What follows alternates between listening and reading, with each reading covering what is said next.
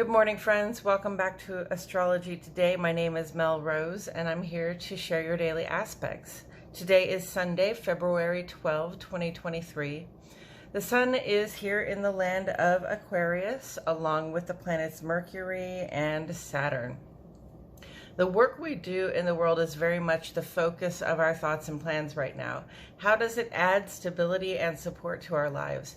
And what can we do with that support to bring uplift to our communities? The waning gibbous moon is in Scorpio.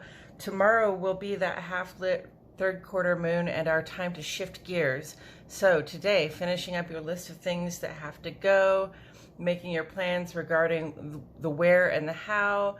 Soon, we take action to release all this useless extra stuff. Fixed air and fixed water, friends.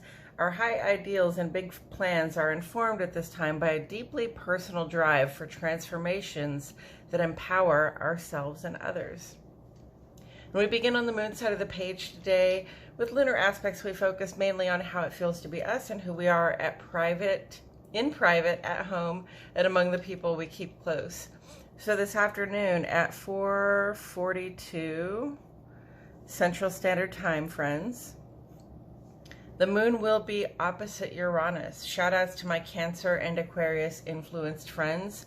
Here's the moon opposite Uranus on the page. This feels like a mode of insecurity. If something changes, we may find it challenging to go along. You may be called to balance your desire for security against the shifting availability of resources.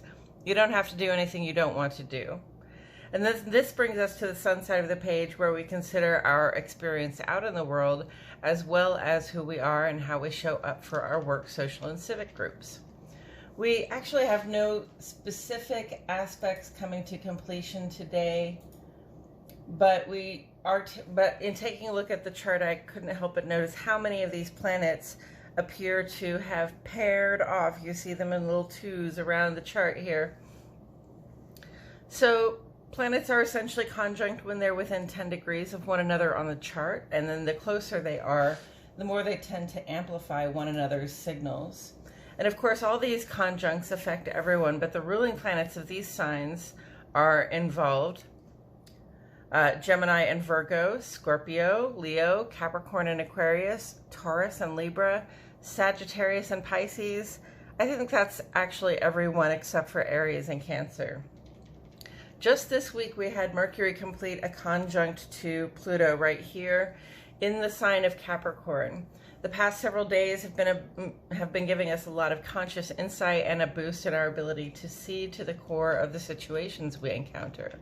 And then the sun's conjunct to Saturn in Aquarius is coming up in a few days, but the two are close enough now to feel the effect. Our work in the world has our full daytime attention. We're dedicated to certain outcomes, and we have the energy to pursue them in the interest of personal and collective security.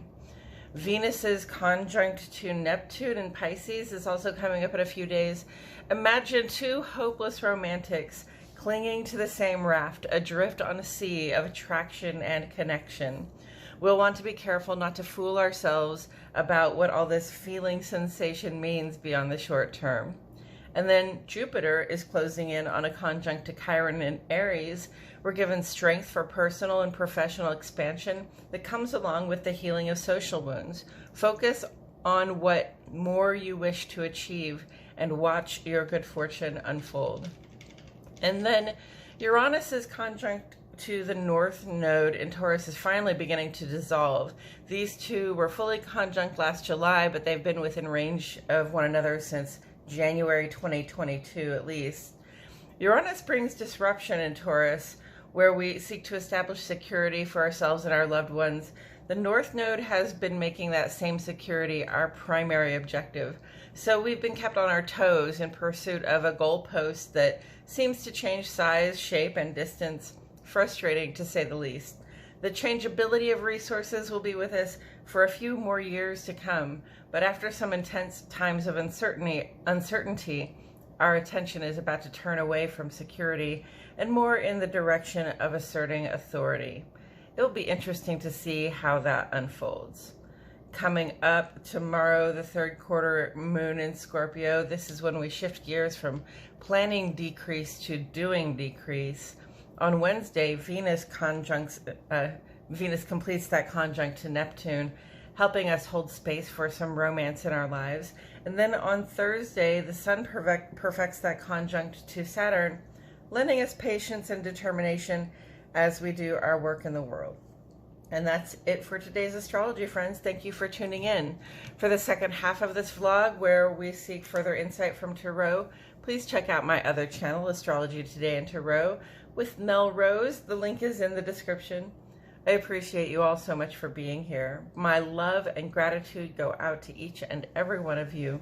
And I'll see you all back here tomorrow for more Astrology Today.